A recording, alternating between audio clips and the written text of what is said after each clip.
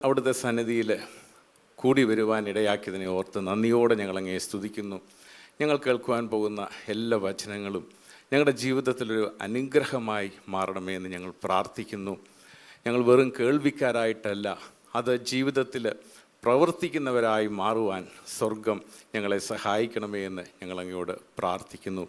അവിടുന്ന് ഈ ആരാധന കഴിയുമ്പോൾ ഇന്നെല്ലാവരും യേശുവിനെ അറിഞ്ഞ് അവൻ്റെ ഒരു സ്പർശനം ഏറ്റ് അവൻ്റെ ഒരു നേരിയ സംസാരം ഇന്ന് നമ്മുടെ ചെവിയിൽ കേട്ട് അനുഗ്രഹിക്കപ്പെട്ടവരായി മടങ്ങുവാൻ ഞങ്ങളെ ഓരോരുത്തരെയും അങ്ങ് സഹായിക്കണമേ എന്ന് അങ്ങയോട് ഞങ്ങൾ പ്രാർത്ഥിക്കുന്നു.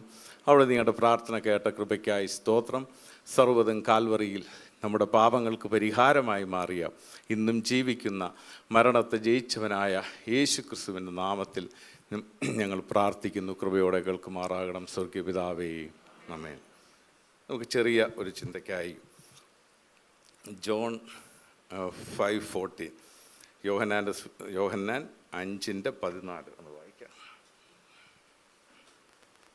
അനന്തരം യേശു അവനെ ദേവാലയത്തിൽ വെച്ച് കണ്ട് അവനോട്, നോക്കൂ, നിനക്ക് സൗഖ്യമായല്ലോ, അധികം തിന്മയായത് ഭവിക്കാതിരിപ്പാൻ ഇനിയും പാപം ചെയ്യരുത് എന്ന് പറഞ്ഞു. ഹല്ലേലൂയ.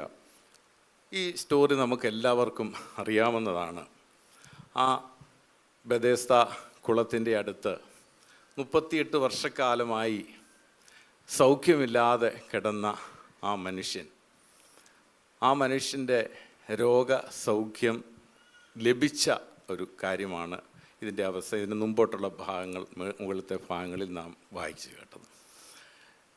ഈ ഭാഗത്ത് നാം വായിക്കുമ്പോൾ അവിടെ ഒരു ബെഥേസ്ദ എന്ന് പറയുന്നതിൻ്റെ അർത്ഥം തന്നെ ഹൗസ് ഓഫ് കൈൻഡ്നസ് എന്നാണ്. പക്ഷെങ്കിൽ ഈ മനുഷ്യൻ 38 വർഷക്കാലമായിട്ട് ഈ കുളക്കരയിൽ കിടക്കുകയാണ്. ആർക്കും ഒരു ദയയും ഈ മനുഷ്യനോട് ഉണ്ടായിട്ടില്ല. ഈ മനുഷ്യൻ അവിടുത്തെ അന്നത്തെ വിശ്വാസമായിരുന്നു, ആ കുളം ഒരു ദിവസം ദൂതൻ വന്ന് കലക്കും, അപ്പോൾ ആദ്യം ഇറങ്ങുന്ന വ്യക്തി ഏത് രോഗമായാലും സൗഖ്യമാകും എന്നുള്ളത്. അത് ബ്രാക്കറ്റിലാണ് അവിടെ എഴുതിയിരിക്കുന്നത്, കാരണം അവരുടെ വിശ്വാസമാണ്. യേശുവിനൊരാളെ സൗഖ്യമാക്കുവാൻ കുളം കലക്കേണ്ട ആവശ്യമൊന്നുമില്ല. ഇതറിഞ്ഞ് യേശു ഈ മനുഷ്യൻ ഉൾപ്പെടെ അനേകം രോഗികൾ, പല വ്യാധികളും രോഗങ്ങളുമുള്ള അനേകർ ആ കുളത്തിൻ്റെ സൈഡിൽ വന്ന് കിടക്കുകയാണ്. ഈ കുളം കലക്കുമ്പോൾ ആദ്യം ഇറങ്ങാൻ ഈ 38 വർഷക്കാലമായി കിടക്കുന്ന മനുഷ്യനെ ഇറക്കുവാൻ, അദ്ദേഹത്തിന് എണ്ണീക്കുവാൻ പോലും കഴിയില്ല. എന്താണ് രോഗമെന്ന് നമുക്കറിയില്ല, പക്ഷെങ്കിൽ എണ്ണീക്കുവാൻ നിവൃത്തിയില്ല. ഇവരെ തേടി നമ്മുടെ കർത്താവ് ആ ബെഥേസ്ദ സ്ഥലത്ത് ആ കുളത്തിനരികിലേക്ക് വരികയാണ്. കർത്താവ് നമ്മെ ഓർമ്മിപ്പിക്കുന്നത്, നാമും ഇന്ന് നമ്മെ തേടി നമ്മുടെ എടുത്തു പല ആവശ്യങ്ങൾക്ക് ചിലർ വരുന്നുണ്ടാകാം, പക്ഷേ നാം അവരെ തേടി അങ്ങോട്ട് പോകുന്നുണ്ടോ? കാൽവറിയിൽ യേശു നമ്മുടെ പാപങ്ങൾക്ക് പരിഹാരമാകുവാനായിട്ട് വന്നത് നാം ആരെങ്കിലും ഒരു റിക്വസ്റ്റ് നടത്തിയതിൻ്റെ ഫലമായിട്ടല്ല. യേശു സ്വർഗത്തിൻ്റെ മഹോന്നതി വെടിഞ്ഞ് വിട്ട് ഈ ലോകത്തിലേക്ക് ഇവിടുത്തെ ഈ കഷ്ടതകൾ സഹിക്കുവാനായിട്ട് സ്വയം പാപികളെ തേടി വന്ന ഒരു ദൈവത്തെയാണ് നാം കാണുന്നത്. യേശുവിനെ അതാണ് നമുക്ക് ഏറ്റവും അധികം ആരാധിക്കുവാനായിട്ടുള്ള പ്രാധാന്യം. കാരണം അവൻ നമ്മൾ ആവശ്യപ്പെട്ടിട്ടൊന്നുമല്ല, നമ്മൾ പാപികളായിരുന്ന നമുക്ക് സംഭവിക്കുവാനിരിക്കുന്ന ആ ദുരന്ത അവസ്ഥ ഓർത്ത് അവന് നമ്മോട് മനസ്സലിഞ്ഞ് നമ്മെ തേടി വന്ന ഒരു ദൈവത്തെയാണ് യേശുവിലൂടെ നാം കാണുന്നത്. ഹല്ലേലൂയ. ഇതുപോലെയാണ് ഈ മനുഷ്യൻ 38 വർഷക്കാലമായി ഈ കുളത്തിൻ്റെ കരയിൽ കിടക്കുകയാണ്. ഈ മനുഷ്യനെ ഈ കുളത്തിൽ ഇറക്കുവാൻ ആരുമില്ല. യേശു ആ സ്ഥലത്ത് വന്ന് ഈ മനുഷ്യൻ്റെ നിസ്സഹായാവസ്ഥ കണ്ടു. യേശു ബൈബിളിൽ കാണിച്ചിരിക്കുന്ന മുഴുവൻ അത്ഭുതങ്ങളും അവനൊരു കമ്പാഷനേറ്റ് ഗ്രൗണ്ടിലാണ് ചെയ്തിരിക്കുന്നത്. അപ്പോൾ ഈ മനുഷ്യനോട് യേശു ചോദിക്കുകയാണ്, നിനക്ക് സൗഖ്യമാകുവാൻ മനസ്സുണ്ടോ? കാരണം 38 വർഷക്കാലമായപ്പോൾ ഇവൻ വിചാരിച്ചു, ഈ 38 വർഷക്കാലമായിട്ട് എന്നെ ഈ കുളത്തിൽ ഇറക്കുവാൻ ആരുമില്ല. ഇന്ന് യേശു വന്നിരിക്കുകയാണ്, തനിക്ക് സൗഖ്യമാകുവാൻ മനസ്സുണ്ടോ എന്ന് ചോദിച്ച്. അപ്പോൾ ഇനിയും കുളം കലങ്ങുമ്പോൾ ഈ യേശു ഒരു പക്ഷേ എന്നെ പിടിച്ച കുളത്തിലേക്ക് ഇറക്കും എന്നുള്ള ആഗ്രഹത്തോടു കൂടി അദ്ദേഹം പറഞ്ഞു, എനിക്ക് മനസ്സുണ്ട്. പക്ഷേ അടുത്ത നിമിഷം യേശു പറഞ്ഞു, നീ നിൻ്റെ കിടക്കയെടുത്ത് നടക്കുക. ഇത് അപ്പോൾ അവൻ അനേക വർഷങ്ങളായിട്ട് അവൻ ആ കുളത്തിൽ ഒന്നും ഇറങ്ങേണ്ടി വന്നില്ല. യേശുവിൻ്റെ ഒരു വാക്കുമതി അവന് സൗഖ്യമാകുവാനായിട്ട്. ആമേൻ. പ്രിയമുള്ളവരെ, ഇതിന് ശേഷം ഈ മനുഷ്യന് യേശു ആരാണെന്ന് പോലും ഒരു പക്ഷേ ചിലപ്പോൾ അറിയില്ല. ഒരു വ്യക്തി വന്ന്, അപ്പോൾ അന്ന് ശാബത്തായിരുന്നു, യഹൂദന്മാർ ശാബത്ത് ദിവസം അങ്ങനെ സൗഖ്യമാക്കുന്നതിന് എതിരായിട്ട് നിൽക്കുമ്പോൾ അവനോട് യഹൂദന്മാർ ചോദിച്ചു, ഇതാരാണ് നിന്നെ സൗഖ്യമാക്കിയത്? ഈ ശാബത്ത് ദിവസത്തിൽ സൗഖ്യമാകുന്നത് വിഹിതമല്ല. അപ്പോൾ പറഞ്ഞു, യേശു എന്നയാൾ യേശു എന്ന് പറഞ്ഞില്ലേ, എന്നെ സൗഖ്യമാക്കിയവൻ എന്നോട് പറഞ്ഞു കിടക്കയെടുത്ത് നടക്കുക എന്ന്. അതുകൊണ്ട് ഞാൻ സൗഖ്യമായി നടക്കുന്നു. പിന്നീട് ഈ മനുഷ്യനെ ദേവാലയത്തിൽ വെച്ച് യേശു കാണുകയാണ്. ആ കണ്ടപ്പോഴുള്ള കാര്യമാണ് നാം ഇവിടെ വായിച്ചു കേട്ടത്. യേശു അവനോട് പറഞ്ഞത് ഒരിക്കൽ കൂടെ ഒന്ന് വായിക്കാം. അനന്തരം യേശു അവനെ ദേവാലയത്തിൽ വെച്ച് കണ്ട് അവനോട്, നോക്കൂ, നിനക്ക് സൗഖ്യമായല്ലോ, അധികം തിന്മയായത് ഭവിക്കാതിരിപ്പാൻ ഇനി പാപം ചെയ്യരുത് എന്ന് പറഞ്ഞു. ഹല്ലേലൂയ. പ്രിയമുള്ളവരെ, യേശു അവനോട് പറഞ്ഞു, നിനക്ക് സൗഖ്യം കിട്ടിയല്ലോ, നീ സൗഖ്യമായല്ലോ. അവനോട് എന്നിട്ട് പറയുകയാണ്, അവിടെ കൊണ്ട് നിർത്തിയില്ല, നിനക്കിനിയും അധികം തിന്മയായത് ഭവിക്കുവാതിരിക്കുവാൻ നീ എന്ത് ചെയ്യണം? Sin no more. ഇനിയും നീ പാപം ചെയ്യരുത്. കാരണം യേശു പറയുന്നു, അവൻ ഒരു പക്ഷേ ഇത് കേട്ടപ്പോൾ ഓർത്ത് കാണും, ഈ 38 വർഷക്കാലം എൻ്റെ ജീവിതത്തിൻ്റെ നല്ലൊരു ഭാഗം പോയി. ഇതിൽ കൂടുതൽ എന്ത് തിന്മയാണ് എൻ്റെ ജീവിതത്തിൽ ഇനിയും വരുവാനുള്ളത്? ഈ തിന്മയെല്ലാം ഞാൻ അനുഭവിച്ചിട്ട് ഇനി എന്തുവാണ് ഇതിൽ കൂടുതൽ വലിയ ഒരു തിന്മ എൻ്റെ ജീവിതത്തിൽ വരുവാനുള്ളതെന്ന് ഒരു പക്ഷേ അവൻ ചിന്തിച്ചു കാണും. യേശുവിന് അവൻ്റെ ഈ ലോകത്തിലെ ജീവിതത്തിൽ മാത്രമല്ല നോട്ടം, യേശുവിൻ്റെ നോട്ടം അവന് നിത്യതയിലെത്തിക്കുക എന്നുള്ളത്. അതാണ് ബൈബിൾ പറയുന്നത്, ഒരു മനുഷ്യൻ പോലും നശിച്ച് നരകത്തിൽ പോകുന്നത് നമ്മുടെ കർത്താവിന് ഇഷ്ടമില്ല. അവൻ്റെ രണ്ടാമത്തെ വരവ് ഒരു ദിവസമെങ്കിൽ താമസിക്കുന്നത് അതുകൊണ്ട് മാത്രമാണ്. ഒരു വ്യക്തി കൂടെ, ലോകത്തിലുള്ള 750 കോടി ജനതയും ഈ സ്വർഗരാജ്യത്തിൽ ഈ നിത്യത അവകാശമായി ലഭിക്കണം എന്നാണ് യേശു ആഗ്രഹിക്കുന്നത്. അതുകൊണ്ട് ഈ മനുഷ്യനോട് യേശു പറയാണ്, ഇതിലും വലിയ തിന്മ നിനക്ക് അനുഭവിക്കുവാനിരിക്കാതിരിക്കാൻ, കാരണം നീ ഇനിയും പാപം ചെയ്ത് ജീവിച്ചു കഴിഞ്ഞാൽ, വീണ്ടും നീ ഈ പാപത്തിൽ തുടർന്നാൽ രോഗസൗഖ്യം നമുക്ക് യേശു തരുന്നത് പോലെ യേശു നമുക്ക് രോഗസൗഖ്യം അനേകം പേർക്ക് കൊടുക്കുന്നുണ്ട്. പക്ഷെ സിമിലറായിട്ട് ചില രോഗങ്ങൾ ചിലപ്പം ചില ഡോക്ടേഴ്സിൻ്റെ അടുത്ത് ചെന്നാലും ഒക്കെ കിട്ടും. പക്ഷെ പാപമെന്ന രോഗം, അതിന് സൗഖ്യമാകുവാൻ യേശു എന്ന വ്യക്തിക്ക് മാത്രമേ സാധിക്കുകയുള്ളൂ. ഹല്ലേലൂയ. ഈ പാപമെന്ന രോഗത്തിൻ്റെ സൗഖ്യത്തിനാണ് യേശു ലോകത്തിലേക്ക് വന്നത്. രോഗികളെ ഇവിടെ കണ്ട് നമ്മുടെ ലോകത്ത് ജീവിക്കുമ്പോഴുള്ള രോഗത്തിന് സൗഖ്യമാകുവാനല്ല യേശു ലോകത്തിലേക്ക് വന്നത്, മറിച്ച് പാപമെന്ന രോഗം നമ്മളിൽ നിന്ന് മാറ്റുവാനും അതിന് സൗഖ്യമോ തരുവാനുമായിട്ടാണ് യേശു ലോകത്തിലേക്ക് വന്നത്. അതുകൊണ്ടാണ് അവൻ പാപത്തിൻ്റെ കാര്യത്തിൽ അത്രയും നമ്മോട് ക്ലിയറായിട്ട് പറയുന്നത്, സിൻ നോ മോർ. ഇനിയും നീ പാപം ചെയ്യരുത്. ഇത് തന്നെയാണ് യേശു കർത്താവ് നമ്മോട് ഓരോരുത്തരോടും പറയുന്നത്, ഇനിയും നിങ്ങൾ പാപം ചെയ്യരുത്. ഇതുപോലെ തന്നെ വീണ്ടും നമ്മൾ ഇതുപോലെ പാപം ചെയ്യരുതെന്ന് പറയുന്ന ഒരവസ്ഥയുടെ കാണുന്നുണ്ട്. അത് ജോൺ 8:10-11 അതുകൊണ്ടൊന്ന് വായിക്കാം. യോഹന്നാൻ 8:10-11. യേശു നിവർന്ന് അവളോട്, സ്ത്രീയെ, അവർ എവിടെ? നിനക്കാരും ശിക്ഷ വിധിച്ചില്ലയോ എന്ന് ചോദിച്ചേന്. ഇല്ല കർത്താവേ എന്നവൾ പറഞ്ഞു. ഞാനും നിനക്ക് ശിക്ഷ വിധിക്കുന്നില്ല, പോക, ഇനി പാപം ചെയ്യരുത് എന്ന് യേശു പറഞ്ഞു. ഹല്ലേലൂയ. ഈ സാഹചര്യവും നമ്മൾക്കറിയാം. കാരണം അഡൽട്ടറി പിടിച്ച ഒരു ലേഡിയെ ഈ ആളുകൾ, യഹൂദന്മാർ പിടിച്ചുകൊണ്ട് യേശുവിനെ പരീക്ഷിക്കുവാൻ വേണ്ടിയാണ് അവിടെ കൊണ്ടുവന്നത്. കാരണം മോശയുടെ ന്യായപ്രമാണം അനുസരിച്ച് അഡൽട്ടറി ചെയ്ത ഒരു വ്യക്തിയെ കല്ലെറിഞ്ഞ് കൊല്ലുക എന്നുള്ളത് മോശയുടെ ന്യായപ്രമാണത്തിൽ എഴുതിയിരിക്കുന്നതാണ്. ഇത് നടപ്പാക്കണം. യേശുവിൻ്റെ അടുത്ത് കൊണ്ടുവന്നു. യേശു അവരോട് പറഞ്ഞ ഭാഗമൊക്കെ നാം വായിക്കുന്നുണ്ട്. അവരോട് പറഞ്ഞു, നിങ്ങളിൽ പാപം ചെയ്യാത്തവൻ ആദ്യം ഇവളെ കല്ലെറിയട്ടെ എന്ന് പറഞ്ഞു. അപ്പോൾ യേശു നിലത്ത് എഴുതിക്കൊണ്ടിരുന്നു. യേശു എന്താണ് എഴുതിയെന്നൊന്നും പറയുന്നില്ല. പക്ഷേ യേശു ഈ ബൈബിളിൽ എഴുതിയതായിട്ട് കാണുന്നത് ഈ ഒരു ഭാഗത്തെ ഞാൻ കണ്ടിട്ടുള്ളൂ. യേശു എഴുതിയത് എന്താണെന്ന് ചരിത്രകാരന്മാർ പറയുന്നത്, കാരണം ഒരു മനുഷ്യൻ ഇവളെ കല്ലെറിയുവാൻ കല്ലെടുക്കും. ഈ കല്ലെടുക്കുമ്പോൾ ഈ കല്ലെടുത്തവൻ ചെയ്ത പാപമായിരുന്നു യേശു എഴുതിയത്. അത് കാണുമ്പോൾ അവൻ്റെ കയ്യിൽ നിന്ന് കല്ല് താഴ്പോവും. അടുത്ത മനുഷ്യൻ കല്ലെടുത്ത് എറിയാനായിട്ട് ശ്രമിക്കുമ്പോൾ അവൻ ചെയ്ത പാപങ്ങളും യേശു എഴുതും. അപ്പോൾ ഇത് കണ്ട് ഈ കല്ലും താഴ്പോവും. അവസാനം ഒരു മനുഷ്യർക്ക് പോലും അവളെ കല്ലെറിയുവാനായിട്ട് സാധിക്കാതെ വന്നു. അങ്ങനെ എല്ലാവരും കല്ല് താഴെയിട്ട് തിരിച്ച് മടങ്ങുമ്പോൾ യേശു, ഈ സ്ത്രീയും യേശുവും മാത്രമായിരിക്കുമ്പോൾ ഈ യേശു ഇവളോട് ചോദിക്കുകയാണ്, അവരെല്ലാവരും പോയോ?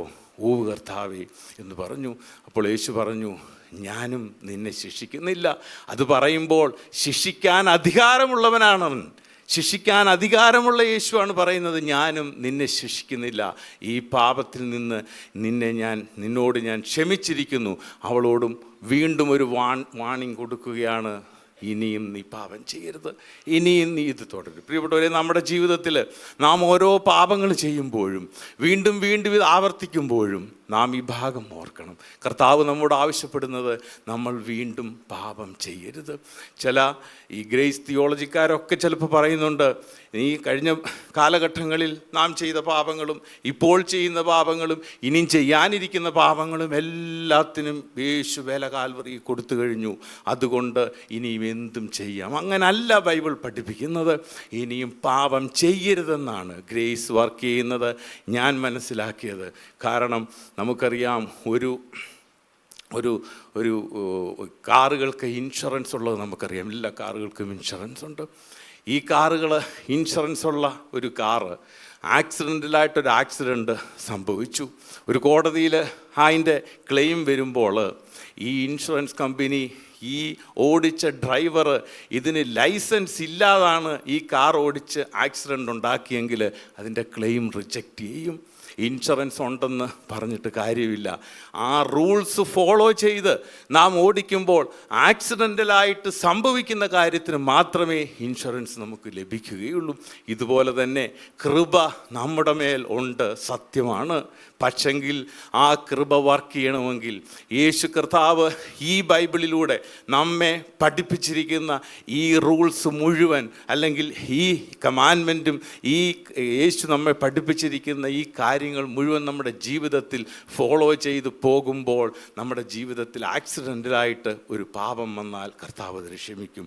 ഒരു 6ാമത്തെ നിലയിൽ നിന്ന് ഒരു വ്യക്തി, ഒരു സ്റ്റുഡൻറ്റ് പഠിച്ചുകൊണ്ടിരിക്കുമ്പോൾ കാൽ വഴുതി താഴെ പോയെങ്കിൽ ചിലപ്പോൾ യേശു അവരെ രക്ഷിക്കും. അവൻ രക്ഷപ്പെടാൻ ചിലപ്പോൾ സാധ്യതയുണ്ട് പല മാർഗങ്ങളിൽ കൂടെ. അതേസമയം ഇതേ വ്യക്തി ഈ 6ാം നിലയിൽ നിന്ന് എടുത്ത് സൂയിസൈഡ് ചെയ്യാനായിട്ട് താഴോട്ട് ചാടുകയാണെങ്കിൽ ഒരിക്കലും രക്ഷപ്പെടത്തില്ല. അതുകൊണ്ട് പർപ്പസായിട്ട് ഇൻറ്റൻഷനലി നാം ചെയ്യുന്ന പാപങ്ങൾക്ക് കൃപ വർക്ക് ചെയ്യത്തില്ല. ഒരിക്കലും ദൈവത്തിൻ്റെ കൃപ നമ്മോട് കൂടെ ഇരിക്കത്തില്ല. ഹല്ലേലൂയ. അതുകൊണ്ട് ദൈവം നമ്മെ ഓർമ്മിപ്പിക്കുകയാണ്. കർത്താവ് നമുക്ക് വാൺ ചെയ്യുകയാണ്. ഈ വാണിങ് നാം റിജക്റ്റ് ചെയ്യരുത്. നാം നമ്മുടെ ജീവിതത്തിലെ പാപത്തോട് നോ പറയുവാൻ നമുക്ക് കഴിയണം. ഇതിൻ്റെ കോൺസിക്വൻസസ് എന്താണ്? 2 കോൺസിക്വൻസസ് മെയിനായിട്ടുള്ളത് ഈ പാപത്തിൽ നാം തുടർന്നാൽ. ഒന്ന്, യേശുവുമായിട്ടുള്ള ആ ദൈവവുമായിട്ടുള്ള ആ ബന്ധം നമുക്ക് കട്ടായി പോവുകയാണ്. അപ്പം നാം ദൈവവുമായിട്ടുള്ള കണക്ഷൻ ആക്ടിവേഷൻ അല്ലാതിരിക്കുമ്പോൾ, ഇല്ലാതെ നാം ദൈവത്തോട് പ്രാർത്ഥിക്കുമ്പോൾ നമ്മുടെ പ്രാർത്ഥനയ്ക്ക് ഉത്തരം ലഭിക്കില്ല. ഇപ്പോൾ ഞാൻ ഈ ടി വിയുടെ റിമോട്ടിട്ട് ഈ AC വർക്ക് ചെയ്യാൻ നോക്കിയാൽ നടക്കുമോ? നടക്കത്തില്ല. അതുകൊണ്ട് യേശുവുമായിട്ട് ഡയറക്റ്റുള്ള കണക്ഷൻ ആക്ടിവേറ്റഡ് ആണെങ്കിൽ മാത്രമേ നാം പറയുന്ന പ്രാർത്ഥന, നാം ചെയ്യുന്ന പ്രാർത്ഥന ദൈവസന്നിധിയിൽ എത്തുകയുള്ളൂ. ആ പ്രാർത്ഥനയ്ക്കാണ് കർത്താവ് മറുപടി നൽകുന്നത്. അതുകൊണ്ട് നമ്മൾ ചെയ്യുമ്പോൾ, നമ്മൾ പാപം ചെയ്ത് പിശാചിൻ്റെ മക്കളായി തീർന്നതിന് ശേഷം യേശുവിനോട് പ്രാർത്ഥിക്കുകയാണ്. യേശു അത് കേൾക്കുന്നു പോലുമില്ല. അതുകൊണ്ട് നമ്മുടെ ജീവിതത്തിൽ കർത്താവ് ഓർമ്മിപ്പിക്കുന്നത് പോലെ ഇനിയും നിങ്ങൾ പാപം ചെയ്യരുത്. രണ്ടാമത്, യേശുവിനെ ഏറ്റവും അധികം ഓരോ വ്യക്തികളെ പറ്റിയും ഈ ലോകത്ത് യേശു വന്നപ്പോൾ ഇപ്പോൾ 750 കോടി ജനത ജീവിക്കുന്നു. ഇനി ഇതുപോലൊരു 750 കോടി ജനത മരിക്കുകയും ചെയ്തു ഇതുവരെ. അപ്പോൾ 1500 കോടി ജനതയും സ്വർഗത്തിൽ എത്തുമ്പോൾ യേശു ലോകത്തിലേക്ക് വന്നത് എല്ലാവർക്കും വേണ്ടിയാണെന്ന് നമുക്കറിയാം. അതിന് ജാതിയോ മതമോ ഒന്നും ഒരു തടസ്സമല്ല. പക്ഷെങ്കിൽ ഞാൻ പറയുന്നു, ഒരു വ്യക്തിയെ ഈ ലോകത്ത് ജീവിക്കുന്നുള്ളൂ എന്ന് കൂട്ടിക്കോ. ഞാനെന്ന ഒരു വ്യക്തി മാത്രമേ ഈ ലോകത്ത് ജീവിക്കുന്നുള്ളെങ്കിലും യേശു ഇതേ കാര്യം തന്നെ കാൽവറി ചെയ്യും. കാരണം ഈ 1500 വ്യക്തിയും ഞാനും ഒരേപോലെയാണ് യേശുവിന്. അതുകൊണ്ട് നാം യേശു കാൽവറി ചെയ്തത് നമ്മുടെ വ്യക്തിപരമായി യേശു കാൽവറി ചെയ്ത ത്യാഗമാണെന്നാണ് നാം മനസ്സിലാക്കേണ്ടത്. എനിക്ക് വേണ്ടി, എൻ്റെ പാപങ്ങൾക്ക് വേണ്ടി ഞാൻ അനുഭവിക്കേണ്ട പാപങ്ങൾ യേശു കാൽവറിയിൽ വില കൊടുത്ത് നമ്മെ വീണ്ടെടുത്ത് ഇവിടെ ആക്കിയിരിക്കുകയാണ്. ആ യേശു നമുക്ക് തരുന്ന വാണിംഗാണ് സിൻ നോ മോർ. ഇനിയും നീ പാപം ചെയ്യരുത്. പ്രിയമുള്ളവരെ, നമ്മൾ കേട്ട ആ പാട്ടിലൊക്കെ ഈ അന്ത്യ കാലഘട്ടത്തിൽ ഇനിയും പാപത്തിൽ ലോകത്തിലെ പാപത്തിൽ നാം രസിച്ച് നിങ്ങളോർക്കും ബേസിക്കായിട്ടുള്ള കാര്യം ഇത് ചെയ്യരുതെന്ന് സൺഡേ സ്കൂൾ പഠിപ്പിക്കുന്ന പിള്ളേരെയല്ലേ പഠിപ്പിക്കേണ്ടതെന്നൊക്കെ ഓർക്കും. പക്ഷെ ഞാൻ പറയും, നമ്മുടെ ജീവിതത്തിൽ അറിയാതെ ഒരിക്കൽ വന്നുപോയ പാപങ്ങൾ വീണ്ടും വീണ്ടും നമ്മുടെ ജീവിതത്തിൽ ആവർത്തിച്ചു കൊണ്ടിരിക്കുമ്പോൾ നമുക്കൊരു വാണിംഗാണ് കർത്താവ് നമുക്ക് തരുന്നത്. കാരണം ഈ പാപം ചെയ്ത് നിൽക്കുന്ന ഒരവസ്ഥയിൽ, ആ പാപാവസ്ഥയിൽ ഒരിക്കലും കർത്താവിൻ്റെ സന്നിധിയിലേക്ക് നമുക്ക് എത്തുവാനായിട്ട് സാധിക്കുകയില്ല. നമ്മുടെ പ്രാർത്ഥനയ്ക്ക് മറുപടി ലഭിക്കുകയില്ല. രണ്ടാമത്തെ കാര്യം, ഇതിൻ്റെ കോൺസിക്വൻസിന് രണ്ടാമത്തെ കാര്യമാണ് നിത്യത. കർത്താവ് നമുക്ക് ഓഫർ ചെയ്തിരിക്കുന്ന ആ നിത്യദേശം, ആ നിത്യവാസം നമുക്ക് എന്നേക്കുമായിട്ട് നഷ്ടപ്പെടുന്നു. 38 വർഷക്കാലം ആ ദീനമായി കിടന്ന വ്യക്തി ഈ ലോകത്ത് അനുഭവിച്ചിട്ടും കർത്താവ് വീണ്ടും അവനോട് പറയുകയാണ്, ഇനി ഇതിൽ കൂടുതൽ തിന്മയായത് നിനക്ക് ഭവിക്കാതിരിക്കണമെങ്കിൽ. അപ്പോൾ എത്രയധികം ആ 38 വർഷം അവൻ അനുഭവിച്ചതിൻ്റെ ഒരു 1000 മടങ്ങ് വലിപ്പത്തിലുള്ള ദുരന്തവും കഷ്ടപ്പാടും പ്രയാസങ്ങളുമായിരിക്കും കർത്തൻ്റെ സന്നിധിയിൽ അവൻ്റെ രണ്ടാമത്തെ വരവിൽ നാം എടുക്കപ്പെട്ടില്ല എങ്കിൽ ഈ ലോകത്ത് നമുക്കുണ്ടാകുവാൻ പോകുന്നത്. ഈ ദുരന്താവസ്ഥ, ലോകത്തിലെ ഈ ചെറിയ കഷ്ടതകൾ സഹിക്കുവാൻ കഴിയാത്ത നാം എങ്ങനെയാണ് ആ അന്നത്തെ കഷ്ടതകൾ നേരിടുവാൻ പറ്റുന്നത്? നമുക്ക് നിവൃത്തിയില്ലാതായി മാറും. കാരണം ഒരു പാപം ചെയ്ത് ദൈവ തേജസ് കളഞ്ഞ് ഒടുവിൽ കർത്താവിൻ്റെ രണ്ടാമത്തെ ഈ തലമുറയിൽ തന്നെ സംഭവിക്കുവാൻ പോകുന്ന ആ കാര്യം സംഭവിക്കുകയും നാം ഒക്കെ എടുക്കപ്പെടാതിരിക്കുകയും ചെയ്യുന്ന ഒരവസ്ഥ ഉണ്ടാകുകയും ചെയ്താൽ പിന്നെ നാം പറഞ്ഞിട്ടും കരഞ്ഞിട്ടും കാര്യമില്ല. അന്ന് കർത്താവേ എനിക്കിത് അറിയില്ലായിരുന്നു എന്ന് നാം നിലവിളിച്ചിട്ടും ഒരു പ്രയോജനവും ഉണ്ടാകത്തില്ല. കാരണം ദിസ് ഈസ് ദ ടൈം. ഇന്നാണ് അതിൻ്റെ സമയം, ഇപ്പോഴാണ് അതിൻ്റെ സമയം.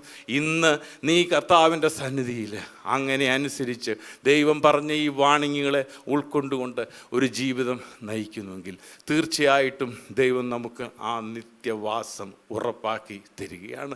നമുക്ക് ആ നിത്യവാസത്തിൻ്റെ ഉറപ്പ് നാം ഓരോരുത്തരും വ്യക്തിപരമായി നാം യേശുവോട് പറഞ്ഞ് ഒരു പേഴ്സണൽ റിലേഷൻഷിപ്പ് കർത്താവുമായിട്ട് ഉണ്ടാക്കിയെടുത്ത് ആ ബന്ധത്തിൽ നാം തുടരുമ്പോൾ ആ ബന്ധമാണ് നമ്മെ കർത്താവിലേക്ക് എടുത്തത്. ലോകത്തിൻ്റെ ആ പാപത്തിൽ, ഇന്ന് ലോകത്തിലെ പല പാപങ്ങളും ലോകമതിന് പല പേരുകളിട്ട് വളരെ ഫ്ലവറിയായിട്ടുള്ള പേരുകൾ കൊടുത്ത് അതിനെ ലഘൂകരിച്ചിരിക്കുകയാണ്. ഉദാഹരണം പറഞ്ഞാൽ ഇപ്പോൾ കൈക്കൂലി കൊടുക്കുന്നത് ഒരു പാപമാണ്. പക്ഷെങ്കിൽ ലോകം ഇന്നതിനെ വിളിക്കുന്നത് ഞാൻ പ്രൊഫഷണലായിട്ട് ഡീൽ ചെയ്യുമെന്നാണ്. കാരണം അതിൻ്റെ യഥാർത്ഥ അർത്ഥം പാപമെന്നാണ്. പാപമെന്നുള്ളതിനെ പാപമെന്ന് തന്നെ വിളിക്കുവാനും ആ പാപം ചെയ്യുന്നവനെ പാപിയെന്ന് വിളിക്കുവാനുമായിട്ടുള്ള ധൈര്യം നാം കാണിക്കണം. കാരണം ഈ PMGയിൽ ഒരിക്കൽ ഒരു പ്രായമുള്ളൊരു പാസ്റ്റർ ഇങ്ങനെ നിന്ന് പ്രസംഗിക്കുക തന്നെ നിന്ന് ഒരു മീറ്റിംഗ് നടത്തും, ഒറ്റയ്ക്കേ ഉള്ളൂ. അപ്പോൾ അദ്ദേഹം ഒരു വ്യക്തി അതുവഴി പോയപ്പോൾ ഡാ പാപിന്ന് ഒരു വിളിച്ചു. അയാൾ തിരിച്ച് ചീത്ത വിളിക്കുകയൊക്കെ ചെയ്തു. പക്ഷേ പുള്ളിയുടെ ആ വേ ഓഫ് ഒരു പ്രസൻറ്റേഷൻ ഒരു ഇച്ചിരി പ്രശ്നമായിരുന്നേ പോലും അതല്ലേ സത്യം. പാപം ചെയ്തവനെ പാപി എന്നല്ലാതെ പിന്നെ എന്താണ് വിളിക്കേണ്ടത്? അപ്പോൾ അതുകൊണ്ട് ഈ പാപം ചെയ്യുന്ന ആ അവസ്ഥയിൽ നിന്ന് നമുക്കൊരു മാറ്റം ഉണ്ടാകണം. തീർച്ചയായിട്ടും ദൈവം അതിന് വലിയ ഒരു വാഗ്ദാനം നമുക്ക് ഇന്ന് തന്നിരിക്കുകയാണ് നമ്മുടെ മുമ്പിൽ. ഇപ്പോഴാണ് ആ സമയം. അതെന്താണ് ദൈവം തന്നിരിക്കുന്നതിൻ്റെ ആ അവസ്ഥ നാം മനസ്സിലാക്കിയെങ്കിൽ മാത്രമേ അതിലേക്കുള്ള അത് നേടുവാനായിട്ടുള്ള ആ അപ്പുറത്തുള്ള അത് നേടുവാനായിട്ട് നമുക്ക് കഴിയുകയുള്ളൂ. അതുകൊണ്ട് ഞാൻ എൻ്റെ വാക്കുകളെ ഇവിടെ ഇന്ന് കേട്ട ഈ സന്ദേശം തീർച്ചയായിട്ടും നിങ്ങൾക്ക് അനുഗ്രഹമായിരുന്നു ഞങ്ങൾ വിശ്വസിക്കുന്നു. ഒരുപക്ഷെ നിങ്ങൾ ഇതുവരെയും ഈ ചാനൽ സബ്സ്ക്രൈബ് ചെയ്തിട്ടില്ല എങ്കിൽ ദയവായി ഇപ്പം തന്നെ ഒന്ന് സബ്സ്ക്രൈബ് ചെയ്യുക. ഈ സന്ദേശം മറ്റു ചിലർ കൂടി ഒന്ന് ഫോർവേഡ് ചെയ്ത് കൊടുക്കുക. നിങ്ങൾക്കിത് അനുഗ്രഹമായിരുന്നെങ്കിൽ തീർച്ചയായിട്ടും അത് മറ്റുള്ളവർക്കും ഒരു അനുഗ്രഹമായി തീരുവാൻ അത് കാരണമായി തീരും. God bless you.